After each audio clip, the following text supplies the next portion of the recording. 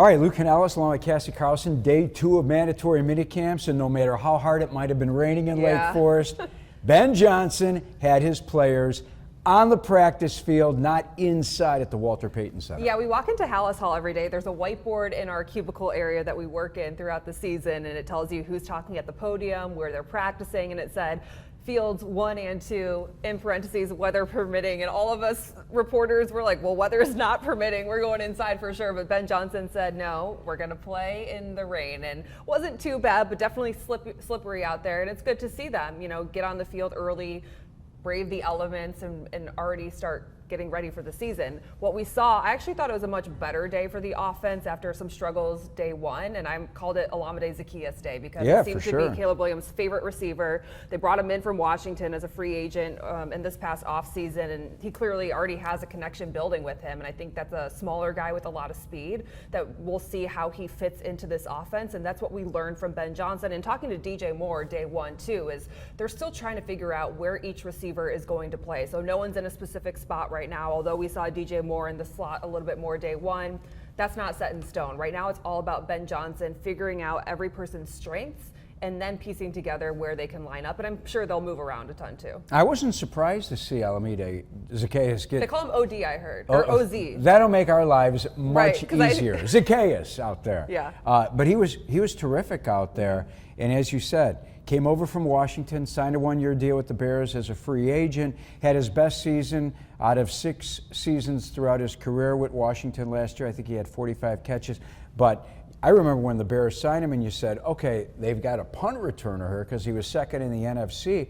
But he's taken advantage of this opportunity at the slot with no Keenan Allen around and with Colston Loveland, who will play a lot of slot when they go 2 tight ends, with Loveland still sitting. Yeah, I mean, that's one of the things too that's unfortunate to see is Colston Loveland's not on the field, and I know everyone's like, well, he's their first-round draft pick from this year. Is he going to be okay? But we know the Bears expected this from him. He had the shoulder surgery in January, and he wasn't going to be able to be full go until training camp. So it's tough to kind of keep that in the back of your mind, knowing they're in their install of the offense right now, where they're trying to figure out where everyone can line up and where they'll be best suited. And Colston Loveland can't get on the field, and we're not even seeing him on the practice field on the sidelines for this like we did in rookie minicamp. He's probably in the strength and conditioning staff working on getting stronger and building up his endurance so he's ready to go when it comes late July. So, but with Zacchaeus, I mean, we know that Ben Johnson loves using someone like Amon-Ra St. Brown. We saw that with his offense in Detroit, and although it's not going to be the same offense,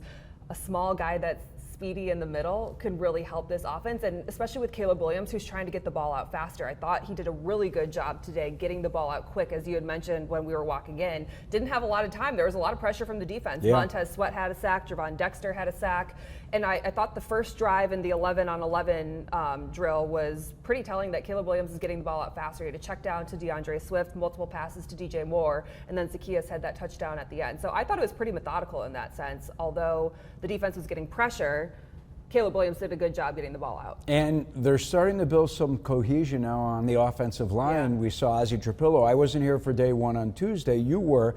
But Ozzie Trapillo, the rookie out of Boston College, again with the number 1s instead of Karan Amagaji. Does that surprise you? So they're going to be taking turns. So day 1, it was Karan Amagaji at left tackle. Day 2, it's Ozzie Trapillo. And Ben Johnson addressed it, saying they're going to continue to take turns. It's really hard to tell with offensive and defensive line how good each player is going to be when you don't have pads on. So that really won't be able to get figured out until training camp. Now, he did say he loves the mental aspect of Ozzie Trapillo, that he's coming in as a rookie. He's a big guy. I made a comment that he's almost a half head taller than Joe Tooney standing next to him in the huddle. Wow. Like, that's how tall he is. I think it's 6'8", yeah. Yeah, so he brings a ton of size, and they're working on his footwork right now. So Ben Johnson laid it out, and I thought, it's refreshing to hear like him just lay out point blank like how someone is going to win the job. He said the number 1 job of an offensive lineman is to block the pass rush. So the best pass rush blocker is going to win that job. So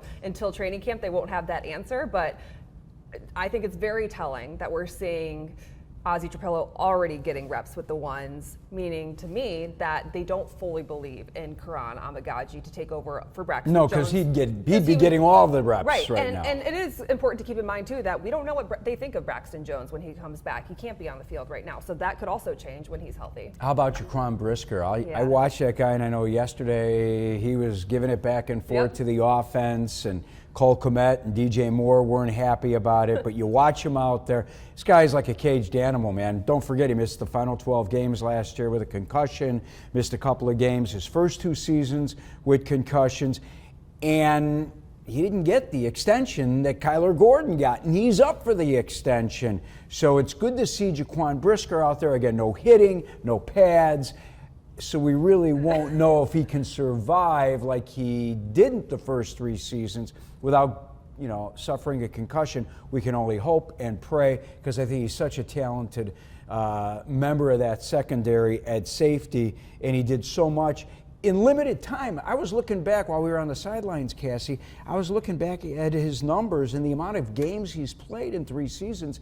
He's basically only played in half of the games and still put up great numbers. You look at it, 3 interceptions, 4 forced fumbles, 6 sacks in less than 3 years. Well, I think the physicality comes at a cost, obviously, for Jaquan Brisker, and that's the risk you're taking with him being that tough safety, and it's what you ask for in the position.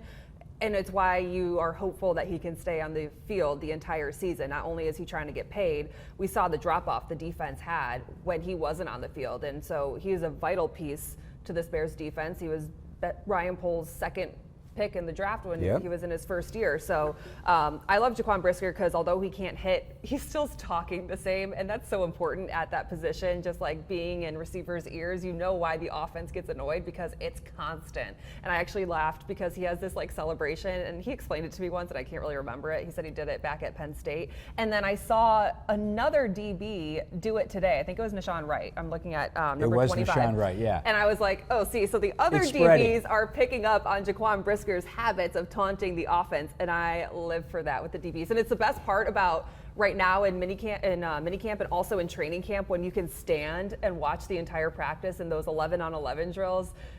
They get pretty chirpy and they're really entertaining. I don't want Tyreek Stevenson taunting anyone. Just go play the position. Yes. Hey, it's an important year for Tyreek Stevenson too. They went out, they drafted Zay Flowers in the 5th round.